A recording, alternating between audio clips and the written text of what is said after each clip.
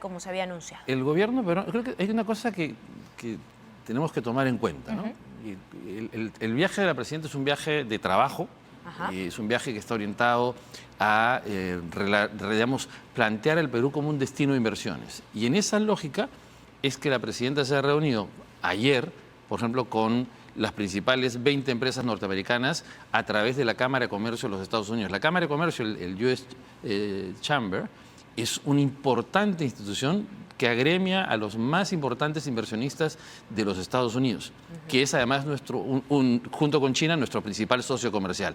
Allí han estado no solo inversionistas que están aquí en el Perú, sino que quieren entrar al Perú, ¿no? Que están evaluando entrar al Perú y que estamos, por ejemplo, ayer Amazon ha anunciado, por ejemplo, la entrega de su servicio gratuito al Perú, por ejemplo. Importante, pero lo que le estoy preguntando es si se reunió o no se reunió, porque se había anunciado, ¿no?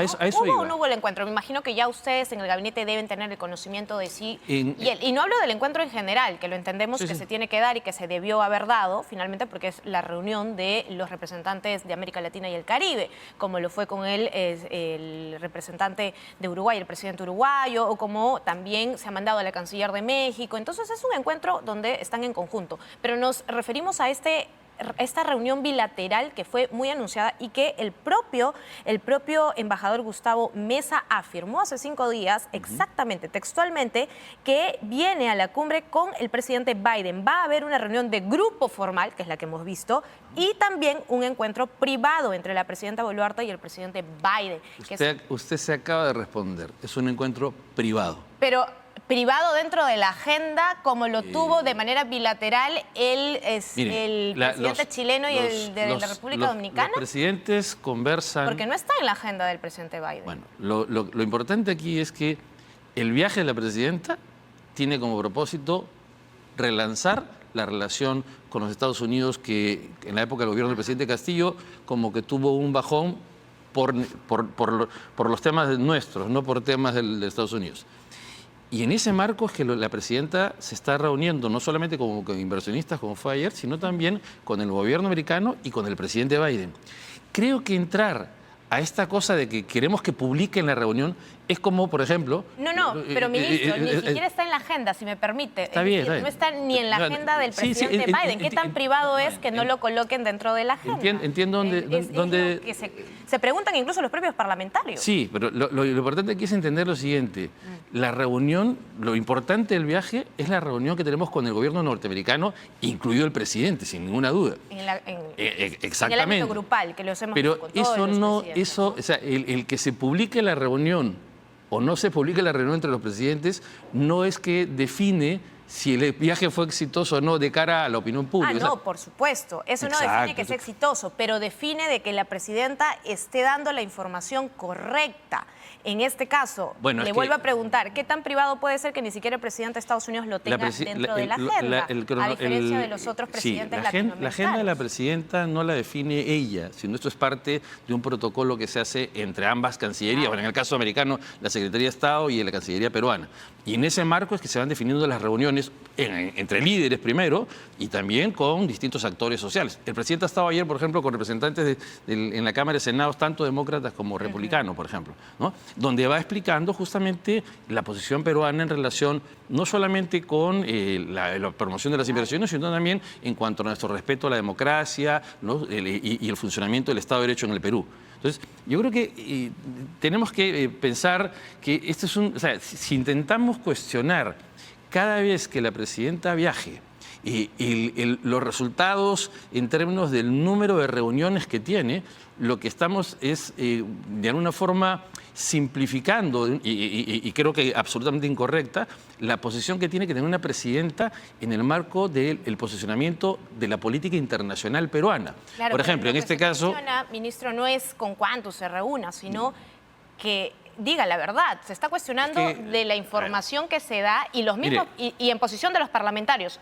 No es una opinión personal. La opinión de los parlamentarios y de los propios alcaldes, cómo la presidenta argumenta que va a ir a reunirse con el presidente Joe Biden de manera privada bilateral, como se ha mencionado, y no está en la agenda del presidente Biden, y no hay información de que se haya hecho. Es decir, la información que se da para poder conseguir una autorización que ronda la imprecisión y la inexactitud que algunos han calificado desde el Congreso como una mentira. No, porque la agenda primero no se define sobre la base de una reunión específica. O sea, no es que dices... Pero eso le dijeron a ellos para conseguir el el principal propósito del viaje es que la presidenta entre a esa mesa en la que estado usted viendo con todos los presidentes. Ese es el propósito principal del viaje. Pero iba a ir de todas maneras sin necesidad de decir que se iba a sentar. Sin duda la reunión bilateral con el gobierno americano es importantísimo, ¿no? Creo que eso no está en discusión y se ha dado. Por eso, es innecesario mentir en cierto aspecto. Es que la presidenta no ha mentido, simplemente el propósito del viaje es esa agenda que usted ha mostrado.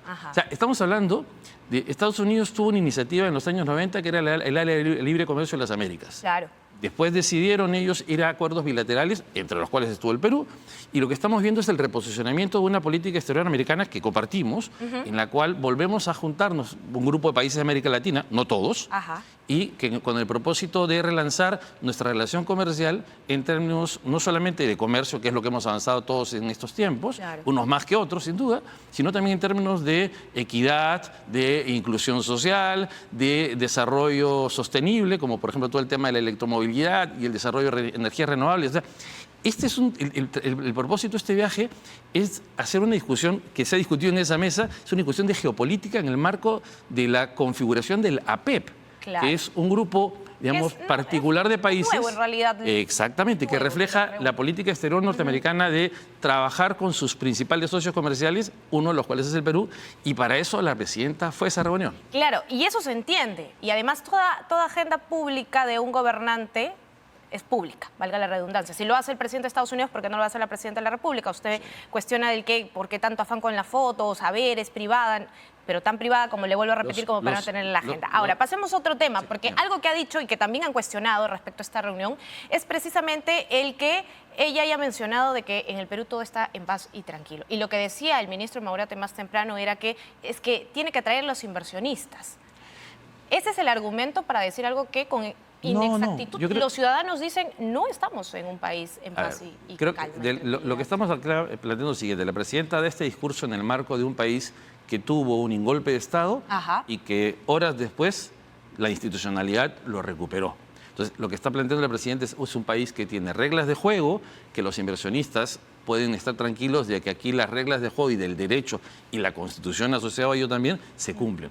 Lo que no está diciendo la presidenta es que no hay un problema de seguridad ciudadana. O sea, se está refiriendo a la seguridad como país. Fue muy exagerado decirlo, es decir, decir la información que hay una paz jurídica o estabilidad en estos momentos sociales muy diferente a decir, bueno, estamos en una situación de inseguridad. Nadie le dice que vaya a decir que roban o extorsionan, pero si bajo esa premisa de querer traer a los inversionistas, ellos luego voltean y ven en la información real que el sentir es totalmente distinto o que van a llegar al país y los van a extorsionar, creo que la idea de traer inversiones diciendo una realidad que no se ajusta es muy complicado. ¿Cómo van a venir? Yo creo que lo que tendríamos que pensar es lo siguiente. O sea, si lo que estamos planteando es que los inversionistas vengan a nuestro país, la presidenta lo que les ha dicho es vengan con tranquilidad porque aquí las reglas de juego se cumplen. Es decir, si usted invierte... Es un discurso distinto. Es que estamos en paz y tranquilidad en el Perú. Bueno, es que estamos en paz. Lo que ocurre es que no confundamos la paz en términos de lo que está hablando la presidenta, que es político, de una situación concreta, digamos, en términos de inseguridad ciudadana. Bueno, imagínense, con esa misma lógica, el presidente Biden tampoco debería hablar de inversionistas que van a Estados Unidos porque hay problemas también de inseguridad ciudadana, por ejemplo, lo que pasó en Maine. O sea, creo que hay que tener siempre en perspectiva... Pero lo que no haría un discurso de los inversionistas es invitándolos a hablar sobre la base de un caso o de un grupo de casos de violencia ciudadana urbana. Entonces, hay que entender que el discurso de la presidenta... es importante para los inversionistas saber que en un país se puede controlar la inseguridad ciudadana. Claro que sí, pero usted se imagina a la presidenta yendo a invitar a los ciudadanos, a los inversionistas a venir y que les diga, vengan, que el marco jurídico es estable, pero por si acaso tenemos un problema de secuestro en este sitio. Pero nadie le pide que diga específicamente eso, si no, no hubiésemos escuchado, por ejemplo, al presidente Guillermo Lasso el día de ayer tuvo una intervención y hay mayor inseguridad en su país que en el nuestro, la sensación es esa, por algo ha habido pues un cambio presidencial. Y finalmente no ha ido con un discurso de paz para poder atraer inversiones, que ese es el objetivo de APEP. Es decir, ¿usted qué considera de que lo que dijo la presidenta pudo haberlo dicho de otra manera? Es decir, que tuvo un discurso que finalmente ha terminado jugándole en contra a la interna en el país. Mire, yo creo que aquí lo que hay es simplemente un discurso que la presidenta plantea en términos de estabilidad jurídica, estabilidad constitucional, de respeto a las reglas, y que sin duda habrá personas que en el Perú no estén de acuerdo con ello. Es legítimo, es su derecho, pero ella tiene el rol de atraer inversiones al Perú y demostrar qué es lo que está pasando en términos del entorno que un inversionista desea. Yo creo que ha hecho ella muy bien en hacerlo, creo que es lo que todos los ministros y todos los funcionarios públicos tenemos que hacer, es decir, mostrar los elementos atractivos de nuestro país para que vengan los inversionistas y para que puedan, ellos obviamente tomarán sus decisiones puntuales, a ningún inversionista se le obliga a venir al Perú, pero planteamos un marco de estabilidad, de reglas de juego para que puedan venir a invertir al Perú, y ese es parte del trabajo que hace la presidenta y que hacemos todos los ministros, no solamente afuera, sino también aquí adentro, ¿no? Claro, pero para terminar con este tema, lo que se cuestionan es que precisamente se quiere atraer inversionistas con información que no es precisa y que cuando vengan aquí probablemente se den cuenta y digan no es la realidad que me dijeron y terminen optando por irse. Entonces, eso se cuestiona porque la principal inversión... Le voy a ser honesto, yo creo que lo que hay aquí es un tema de que están buscando ver qué cosas le encuentran a la presidenta para criticarla, porque por alguna razón... hay que cuestionar a los gobernantes, está bien, ¿no? Para que puedan ir avanzando como ciudadanos. Es parte de la regla de la democracia recibir críticas, o sea que eso no es malo. Y lo han hecho desde el Parlamento. Y también lo pueden hacer ustedes, es legítimo, yo creo que eso no está en discusión. O sea, simplemente nosotros tenemos una perspectiva distinta, creemos que nuestra misión es promover al Perú, y qué es lo que ha hecho la presidenta. Así que...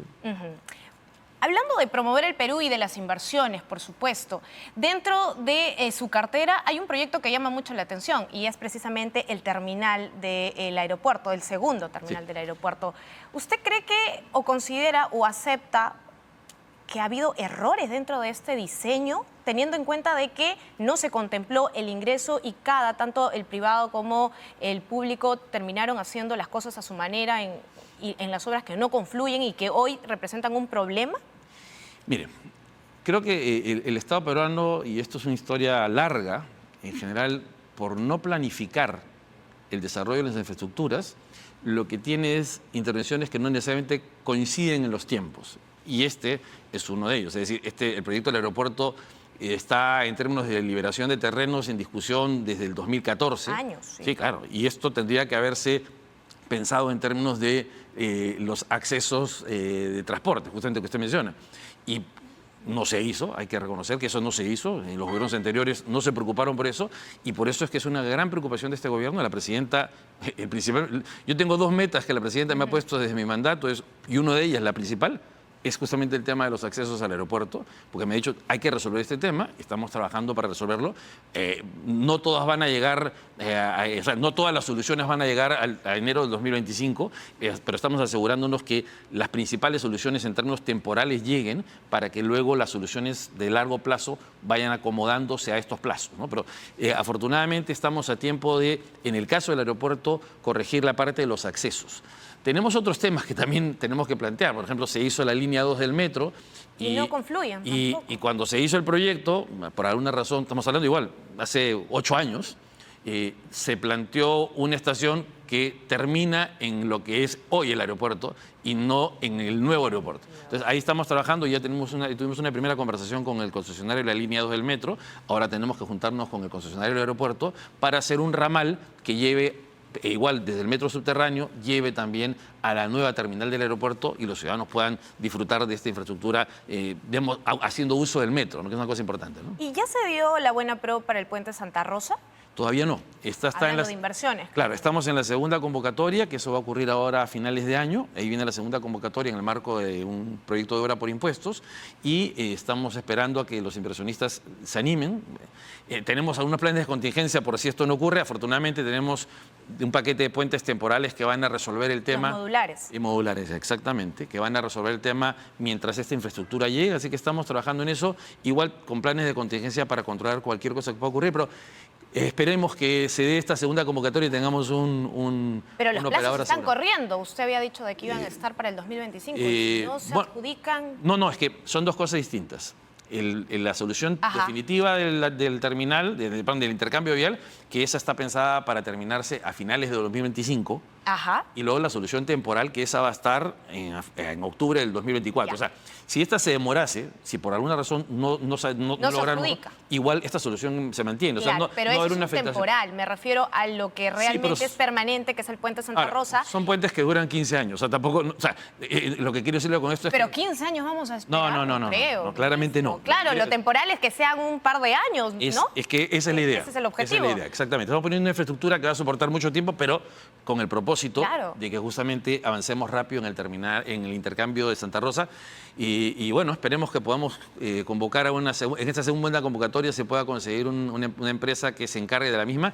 Hay interesados, hay empresas que